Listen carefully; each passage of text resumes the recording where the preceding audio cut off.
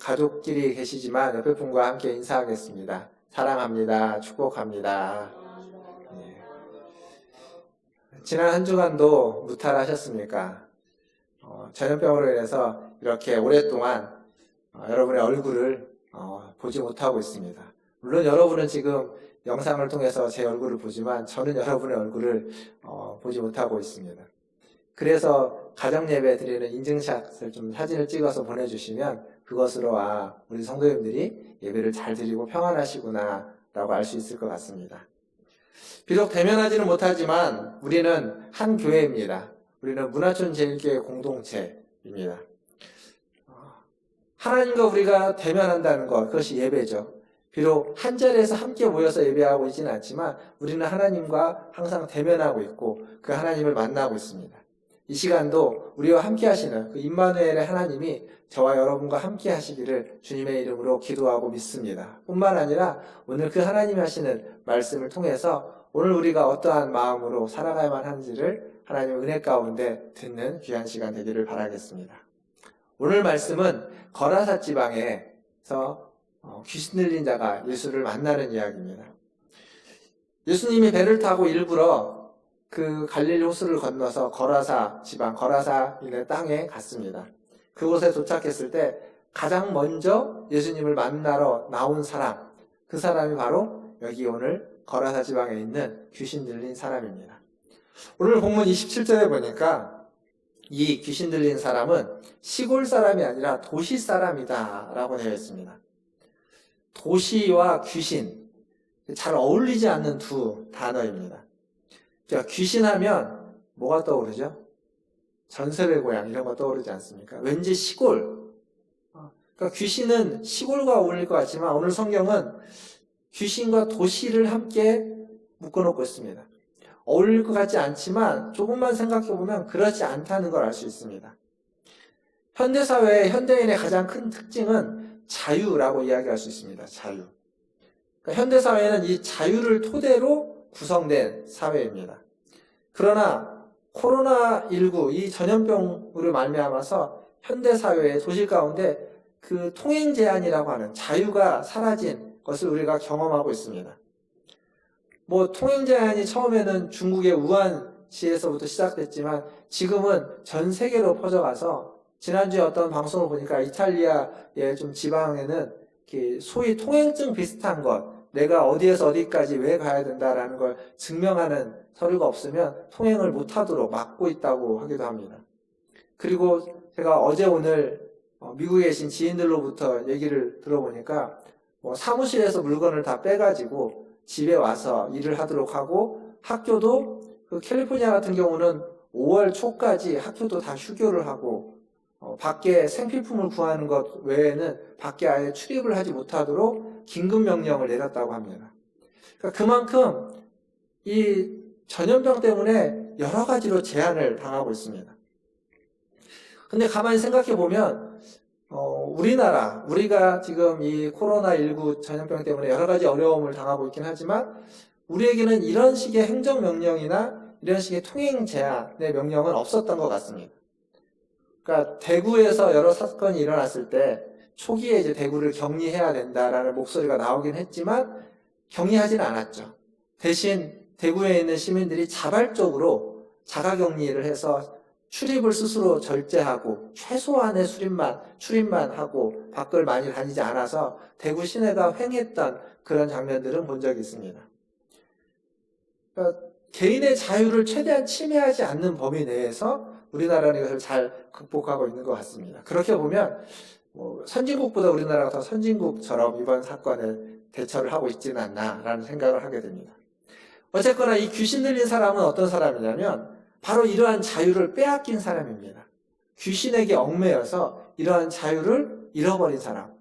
여기 보면 그가 옷을 벗고 사는 사람입니다. 근데 옷을 벗고 자유롭게 사는 사람이 아니라 옷을 입을 수 있는 자유를 빼앗긴 사람. 그리고 집에 거할 자유를 빼앗겨서 무덤에 거하고 있는 사람. 마가복음 5장에 가보면 이 거라사 지방 사람이 어떻게 나오냐면 자기의 몸을 스스로 자해하는 사람, 해하는 사람으로 나옵니다. 자기의 몸을 건강하게 지킬 수 있는 자유를 빼앗기고 스스로 몸을 해하고 있는 사람. 사람으로 등장하는 거죠. 도시 사람이었던 이 귀신 들린 사람, 이 사람의 모습은 이 현대인과 볼 때 하나의 비유적으로 볼 수 있습니다. 자유를 기반으로 한 현대인들, 그러나 그 자유롭게 살지 못하고 많은 것들에 얽매여서 살아가고 있는 현대인들의 모습, 그 모습이 바로 이 거라사 지방에 있는 귀신 들린 사람의 모습이라고 이야기할 수 있습니다. 모든 것을 다 할 수 있을 것 같지만 사실 우리는 수많은 것들에 얽매여 있습니다. 그것이 직장일 수도 있고 일이며 또 가정일 수도 있고 관계일 수도 있고 먹고 사는 문제일 수도 있고 지금 같은 경우는 전염병과 같은 이런 어떤 위기적인 문제이기도 하겠죠. 자유를 누리면서 살아가고 있는 것 같지만 어떤 면에서 우리는 많은 것에 얽매여서 살아가고 있습니다. 이게 현대를 살아가고 있는 현대인들의 모습입니다. 근데 이 귀신 들린 사람, 이 사람이 지금 어디에 거하고 있냐면 무덤 사이에 거하고 있습니다. 무덤 사이. 무덤은 어떤 곳입니까? 무덤은 죽음의 공간입니다. 버림받은 사람들, 죽음 때문에 버림받은 사람들이 있는 공간이죠. 즉, 무덤 사이에 거하고 있다라는 건 다른 말로 바꾸면 죽음의 공간에 버림받은 사람이다 라는 이야기입니다. 그는 도시 사람이었지만 지금은 죽음의 공간에 내던져진 버림받은 사람입니다. 사람을 버렸다, 사람이 버림받았다. 이건 그렇게 흔하게 쓸 수 있는 표현은 아닙니다. 그러나 우리가 의도치 않게 우리의 말과 표현이 어떤 상대방에게는 저 사람이 나를 버렸구나, 버림받았다라는 느낌을 갖게 하는 말과 행동이 있을 때가 있습니다. 주중에 말씀 묵상을 하면서 마가복음 7장에 있는 본문에 보면 그 7장 후반부에 수르보니게 여인이 나옵니다. 그 수르보니게 족속의 여인이 찾아와서 예수님에게 귀신 들린 자기 딸을 좀 고쳐달라고, 귀신을 내쫓아달라고 부탁하는 장면이 나옵니다. 그때 예수님이 뭐라고 말씀하셨냐면 7장 27절 후반부에 보면 자녀의 떡을 취하여 개들에게 던짐이 마땅치 아니하니라 라고 말씀하십니다. 그 말씀이 예수님이 여러 가지 목적이 있고 의도가 있었을 거라고 생각합니다. 근데 그 말씀을 듣는 그 여인에게 예수님의 이 말씀은 아마 자신의 간구를 내동댕이 치는, 버려지는 그러한 답변이었을 겁니다. 예수님의 의도는 그게 아니었을지 몰라도 이 여인에게는 그렇게 들려졌을 겁니다. 즉, 내가 의도하지 않았던 거지만 내가 의도적으로 그렇게 상대방에게 버림받은 이야기를 한 건 아니지만 상대방은 충분히 그렇게 느낄 수도 있다는 겁니다. 의도하지 않았지만 상대를 죽음의 공간으로 내몰 수도 있는 것, 그것이 우리들의 모습입니다. 현대사회에서 자살률, 특히 이제 우리나라의 자살률이 높죠. 자살률과 어떤 흉악한 범죄가 일어나는 많은 이유 중에 하나는 이것이라고 생각합니다. 사람들이 버림받았기 때문에. 버림받아 죽음의 공간으로 내몰렸기 때문에 그곳에서 자기 자신을 해하고 그리고 남을 해하게 되는 겁니다. 자기 자신을 죽음으로 내몰고 다른 사람을 죽음으로 내모는 일이 일어나는 거죠. 저는 코로나19라는 이 전염병 사태에 직면해서 많은 어려움들과 많은 걱정과 염려들이 있는 건 압니다. 그러나 그 과정에서 그 속에서 감사한 것들이 있었습니다. 그건 뭐냐면 국가가 국민을 버리지 않는다는 사실을 이번에 참 많이 보고 있습니다. 초기에 우한에 있는 교민들을 전세기로 다 데리고 와서 그 수백 명의 사람들을 격리하고 또 그들을 돌보고 그들을 확인해서 무탈하게 집으로 돌려보냈던 일들. 그리고 대구에서 많은 사람들이 확진자가 날 때 그들을 나몰라라 하지 않고 한 사람까지라도 찾아가서 어떻게든지 찾아가서 검사하고 그리고 그 사람들을 치료하기 위해서 애쓰는 모습들. 국가가 국민을 버리지 않는다는 대표적인 모습이라고 생각합니다. 많은 나라에서 사재기가 극성이죠. 왜 사재기를 할까요? 누군가 자기를 도와주지 않고 내가 나를 지켜야겠다는, 즉 다른 말로 바꾸면 사회와 정부가 우리를 버릴지도 모르고 그러면 내가 내 한 몫을 우리 가족을 지켜야 된다고 하는 그러한 염려와 불안함이 그러한 모습으로 나타나는 거라고 생각합니다. 그러한 걱정 때문이죠. 하지만 우리는 대구에서든 어디에서든 그러한 일이 있을 때 이렇게 스스로를 격리하지 않고, 물론 마음으로는 그들과 거리를 두겠지만 격리하지 않고 마음으로 그들을 버리지 않고 그리고 그들과 함께 했습니다. 같이 아파하고 같이 전염병을 이겨내고자 애썼습니다. 수많은 사람들, 지난주에도 그런 말씀을 드렸지만 수많은 사람들이 도움의 손길을 펼치고 그곳에 찾아가서 그들을 섬기고 돕고 있습니다. 부족하지만 저희도 그 홍삼 음료를 통해서 그 일에 힘쓰고 있는 보건소 직원들에게 힘내라고 격려차 방문을 하기도 했습니다. 생각해보면 전염병이 득세하면 영화에서도 나오고 우리가 봤던 모습처럼 도시가 황폐화되죠. 사람들이 다니지 않습니다.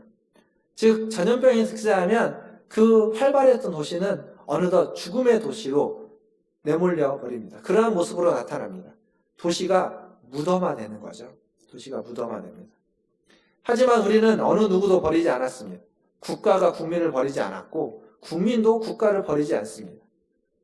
그것을 함께 하면서 함께 정부의 지시를 따르고 그리고 정부가 하라는 대로 자신들의 개인적인 모습들을 위생에 신경을 쓰고 또 여러 가지 모임들을 취소하고 그러고 있습니다.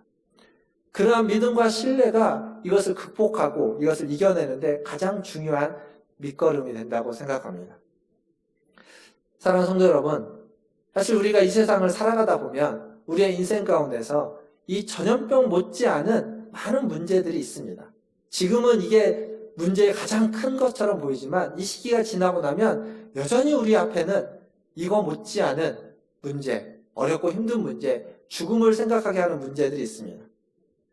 자칫하면 그 어려움으로 인해서 누군가를 혐오하고 누군가를 미워하고 심지어는 누군가에게 해를 가할지도 모르는 누군가를 죽음의 공간으로 자기 자신을 죽음의 공간으로 내몰지도 모르는 그러한 문제들이 우리에게 있습니다.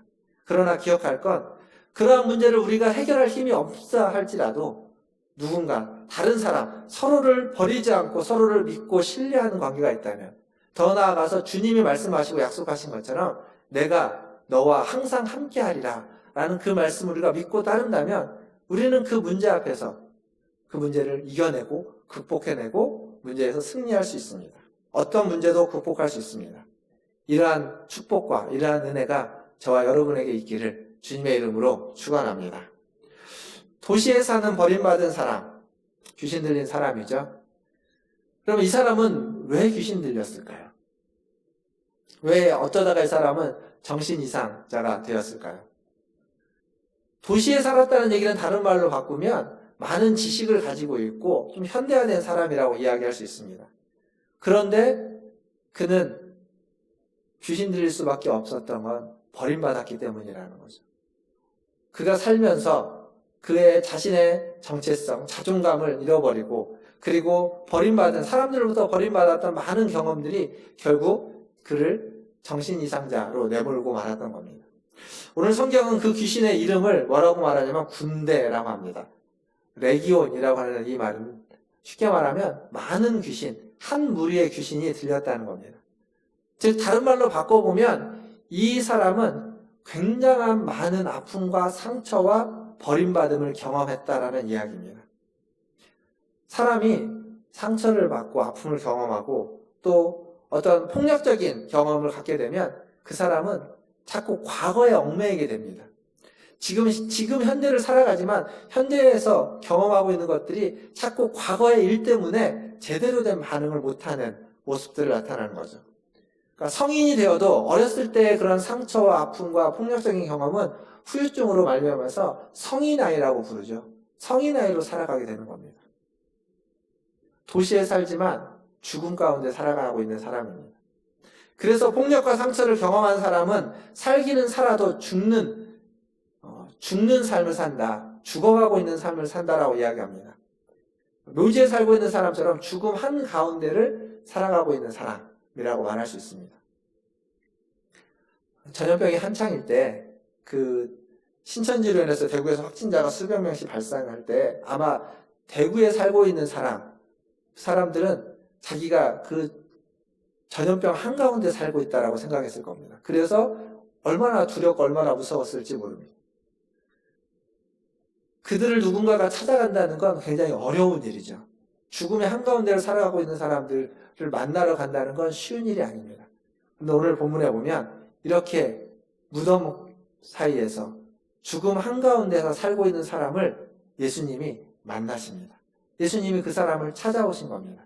그 사람을 만나기 위해서 일부러 배를 타고 거라사 지방에 갔고 그곳에서 귀신 들린 그 도시 사람, 죽음 한가운데를 살아가고 있는 사람을 예수님이 만나 주셨습니다. 만남이라는 건 이렇게 소중합니다. 우리가 살면서 만남이라는 건 굉장한 가치와 의미가 있습니다. 버림받은 사람을 만나기 위해서 주님이 가신 거죠. 사실 지금 우리는 사회적 거리두기를 통해서 만남을 최대한 자제하고 있습니다. 그리고 그것을 지키고 있고 그것을 지키고 따르는 것이 당연합니다. 그러나 이 시기가 지나고 나면, 이때가 지나고 나면, 이 사회적 거리두기를 해야만 하는 문제가 해결되고 나면, 잦아들면 우리는 이 만남을 회복해야만 합니다. 얼굴과 얼굴을 대면해서 만나고, 그리고 함께 손을 잡고 안아주며 함께 식사를 하며, 그리고 함께 교제하는 이 만남은 우리에게 생명을 가져다주는 만남이 되는 겁니다. 그 만남을 회복할 때 비로소 우리는 이 전염병을 온전히 극복했다고 이야기할 수 있겠죠. 죽음 한가운데 있는 자에게 생명을 전해주고 어둠 속에 있는 자에게 빛을 전해주는 건 바로 그러한 만남입니다. 이러한 만남이 이 전염병이 극복된 후에 우리에게 회복될 수 있기를, 빠른 시간 안에 이러한 만남이 회복되는 은혜가 있기를 주님의 이름으로 축원드립니다. 예수님은 귀신 들린 이 사람에게서 그 귀신을, 군대 귀신을 쫓아내 주셨습니다. 그런데 사실 이 사람은요, 예수님에게 아무런 요청을 한 게 없습니다. 성경을 본문을 보시면, 마가복음이나 이렇게 본문을 잘 보시면 이 귀신과 예수님이 대화를 하지 이 사람과 예수님이 대화를 하는 거 아닙니다. 그리고 귀신과 예수님과 대화하기 이전에 이미 예수님은 귀신에게 그 사람에게서 나가라고 이미 명령을 했다는 걸 알 수 있습니다. 귀신들은 자기가 조금이라도 더 살아보고자 예수님께 간구하는 거죠. 나를 이 사람 몸에서는 떠나가되 어디 멀리 가지 않고 저기 있는 돼지떼로 들어가게 해달라고 간구하는 겁니다. 그러나 그 돼지떼가 호수로 달려 들어가 다 몰살하고 마는 거죠. 그것을 그 돼지를 치던 사람들이 봤습니다. 그 모든 과정을 봤습니다. 그리고 마을에 들어가서, 성에 들어가서, 도시에 들어가서 사람들에게 이야기하는 거죠. 무슨 일이 있었는지. 그래서 사람들이 달려 나옵니다. 달려 나와서 그들이 가장 먼저 본 것은 오늘 35절에 보면 무엇이었냐면 정신이 온전해진 사람입니다. 가장 먼저 정신이 온전해진 사람을 봅니다. 아무 말 하지 않았는데 그 사람이 정신이 온전해졌다는 걸 바로 알아볼 수 있는 겁니다. 그전에는 옷을 아마 입지 않고 있었을 것이고 행동이나 표정이나 이런 것들이 정신 나간 사람이었겠죠. 근데 딱 와서 보니까 저 사람이 온전해졌구나 라는 걸 한눈에 알게 되는 겁니다. 그런데 오늘 성경은 그걸 보고 이 마을 사람들, 달려나온 마을 사람들이 어떤 느낌을 받았냐면 두려워했다고 말합니다. 뿐만 아니라 바로 이어서 그 일이 어떻게 그 사람이 구원받았는지를 그것을 본 사들이 이야기해 주는 거죠. 그 얘기를 듣고 또 두려워했다고, 2번이나 두려워했다고 반복해서 성경은 이야기해 주고 있습니다. 왜 두려웠을까요? 그럼 뭘 말해주는 걸까요? 복음서에서 이 두려움은 종종 믿음 없음을 표현하는 단어로 등장합니다. 믿음이 없다라는 것을 감정적으로 표현해주는 단어로 두려움이라는 단어를 씁니다. 믿음 없음에 대한 수사적인 수사법입니다. 즉 지금 이 사람들은 예수님이 귀신을 쫓아냈고 그래서 귀신 들린 자가 구원을 받아서 정신이 온전해졌음에도 불구하고 그것을 온전히 믿을 수 없었던 겁니다. 뿐만 아니라 아마 이들의 믿음 없음에는 그들이 가지고 있는 돼지떼가 몰살한 것들로 말미암아서 불안과 염려와 걱정도 한몫했을 겁니다. 어쨌거나 그들은 온전히 믿을 수 없었습니다. 귀신 들렸다가 귀신이 나간 사람, 사실 그 사람을 얽매이려고, 그 사람을 좀 제어해보려고 수많은 노력들을 했죠. 고랑도 차보고 여러 가지 노력을 했지만 아무것도 그 사람을 제어할 수 없었습니다. 즉 사람이 할 수 없는 일이었다는 거죠. 그들은 다 포기했던 일입니다. 그런데 지금 예수님이 그 일을 했습니다. 사람의 힘으로 불가능하다는 것을 그들이 알았기 때문에 지금 이 일은 사람의 힘이 아닌 하나님의 힘이라는 걸 그들이 금방 알 수 있었습니다. 그런데 그들의 마음이 둔했습니다. 무뎌졌습니다. 보아도 들어도 깨닫지 못했던 마음입니다. 즉 믿음이 없는 거죠. 선악간에 분별할 수 있는 일이 없었습니다. 그래서 결국 그들은 어리석은 말을 하고 맙니다. 37절에 보니까 그들이 뭐라고 말하냐면 예수님에게 떠나시기를 간구합니다. 떠나시기를. 놀라운 축복이 우리 앞에 있습니다. 내게 주어져 있고 나를 향해 있고 내가 그 축복의 은혜를 받을 수 있고 거기에 동참할 수 있는 일이 있습니다. 그렇다면 여러분은 그 축복을 받겠습니까? 그 일에 동참하겠습니까? 안 하겠습니까? 할 겁니다. 우리는 축복, 복을 받는 일을 좋아하고 또 그것이 나를 향해 있고 내게 주어진 것이라면 감사함으로 받고 그 일에 동참하는 것만큼 귀한 일이 없을 겁니다. 그런데 이 마을 사람들, 이 도시 사람들은 그러지 않았습니다. 바보입니다. 어리석은 사람들입니다. 이해할 수 없는 사람들입니다. 그런데 혹시 우리가 이러고 있지는 않는가요? 축복이 우리 앞에 놓여져 있는데 그것이 축복인 줄 모르고 엉뚱한 태도와 엉뚱한 말로 엉뚱한 행동을 하고 있지는 않습니까? 마치 이 사람들이 그 예수님을 영접해서 받아들여서 예수님의 말씀을 듣고 예수님으로부터 은혜를 받지 않고 그 예수님에게 떠나시기를 구하는, 간구를 하는데 떠나가기를 간구하는 이런 어리석은 간구를 하는 사람과 우리가 같은 일을 행하고 있지는 않은지요. 오늘 말씀에는 이 전염병에 관련된 이야기가 참 많이 들어갑니다. 전염병에 대한 대처하고 있는 어떤 정부나 당국에 대한 이야기들을 많이 하게 됩니다. 우리나라 내부적으로는 별로 그렇게 많이 얘기가 되고 있지 않지만 미국에 살고 있는 지인들과 통화를 하면서 또 외국에 있는 언론들을 통해서 우리가 듣는 것들은 한국이라는 나라가 참 대단하다라는 얘기를 많이 듣고 있습니다. 또 민주주의와 시민정신 그리고 투명함과 어떤 적극적인 대처로 말미암아서 이 전염병을 잘 통제하고 있고 관리하고 있다라는 것들, 전 세계의 모범 사례로 이야기되어지고 있습니다. 지금은 뭐 너도 나도 우리나라를 따라서 하려고 한다라고 이야기하죠. 그런데 정작 우리나라 안에서는 그러한 인정을 잘 받지 못하고 있습니다. 마스크를 일주일에 2장밖에는 공급을 안 해줘서 사람들에게 불만에 마스크 대란, 또 심지어는 탈핵 얘기도 나오기도 합니다. 세계의 여러 정상들이 시큰둥했던 미국의 트럼프까지도 한국을 인정해주고 있고 유럽의 여러 나라들이 도움의 손길을 펼치고 있지만 정작 우리는 우리가 가지고 있는 것이 얼마나 크고 가치 있고 감사할 것들인지를 잘 모르고 살아가고 있다는 사실입니다. 옛말에 그런 말이 있죠. 호박이 넝쿨째 굴러왔는데 발로 뻥 차버린다는. 지금 우리가 겪고 있는 일은 사실은 어렵고 힘든 과정 중에 있지만 모두가 다 힘들고 경제적으로도 또 일하는 것도 또 아이를 키우는 학교가 아직 개학을 안 했기 때문에 아이를 키우는 일들 여러 가지 어려움이 있지만 사실은 이게 다른 나라 외국에 있는 다른 나라 사람들의 어려움에 비하면 어쩌면 우리의 어려움은 그렇게 큰 어려움이 아니고 잘 관리되어 왔던 어려움인데 그거에 대한 마음의 감사가 우리에게 없다는 겁니다. 지금 상황에서 우리에게 회복되어야만 하는 하나의 마음이라면 감사의 마음이 아닐까 그래서 생각해 보게 됩니다. 말씀을 맺으면서 어느 책에 보니까 그 원숭이 나라, 원숭이 999마리가 살고 있는 나라가 있는데 그 나라의 원숭이들은 다 외눈박이, 오른쪽 눈이 없는 왼쪽 눈만 있는 외눈박이 원숭이였다고 합니다. 그런데 어느 날 한 원숭이가 태어났는데 두 눈박이 원숭이가 두 눈을 다 가지고 있는 원숭이가 태어났습니다. 온 나라가 그 원숭이들이 그 두 눈박이 원숭이, 두 눈을 가지고 있는 원숭이를 보면서 비난하고 조롱합니다. 이상하다고. 너는 왜 이상하게 생겼냐고 말합니다. 비웃고 놀립니다.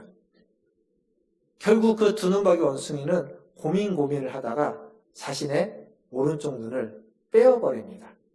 남들과 같아지기 위해서. 귀신 들린 사람이 온전해졌습니다. 귀신에 얽매였고 온전치 못했던 그 사람에게 이제 온전해서 자유가 회복되었습니다. 그런데 정신이 온전해지고 나서 보니까 정신이 온전하다고 생각했던 마을 사람들, 그 사람들의 정신이 그렇게 온전하지 않았습니다. 축복이 넝쿨째 굴러왔는데 그 축복을 발로 뻥 차버리는 어리석은 사람들이었습니다. 자유로울 것 같았지만 그들은 자유롭지 못한 사람들이었습니다. 귀신이 안 들려서 얽매인 것이 없이 살아가는 것 같았지만 돼지떼에 얽매여서 살아가고 있었던 사람들이었습니다. 귀신 들린 자는 자신에게 주어진 자유로 예수님을 따르려고 했습니다. 그러나 예수님은 자신을 따르지 말고 마을로 돌아가서 그 주어진 자유의 책임과 사명을 다하라고 마을로 돌려보내죠. 아마 그는 가서 그런 얘기를 할 겁니다. 자기가 귀신 들렸을 때 자기를 찾아온 분이 있다고. 죽음 가운데 있는 자기를 찾아온 분을 만났고 그분이 나를 자유롭게 해줬다고. 귀신을 쫓아내주고 나에게 자유를 주었다고. 수많은 억압과 폭력과 죽음 가운데 버림받은 가운데 내몰려 있는 사람들에게 이 전에 귀신 들렸던 사람, 이 자유롭게 온전해진 사람은 말할 겁니다. 당신도 예수를 만나야 된다고. 당신에게도 예수가 필요하다고 이야기할 겁니다. 사실 우리 모두는 이러한 예수님이 필요한 시대를 지금 살고 있습니다. 전염병 때문에도 필요하겠지만 이 전염병이 지난 이후에도 우리는 예수님을 필요로 하는 사람들입니다. 지금 예수님은 우리를 찾아오십니다. 오늘 이 예배의 자리에, 이 예배의 시간, 영상을 통해서, 인터넷을 통해서 예수님 우리를 찾아오십니다. 그 예수님을 우리는 만나야만 하고 그 예수님을 만날 때 우리의 정신, 우리의 마음, 우리의 영혼은 온전해지고 우리는 온전한 자유를 누릴 수 있게 될 것입니다. 오늘 거룩한 주일, 주님을 예배하는 우리 모든 성도들을 주님이 찾아오셨습니다. 그 예수님을 만나시고 그 예수님으로 말미암아서 예배하는 시간, 자유를 누리는 우리 모든 성도들 되시기를 주님의 이름으로 축원드립니다.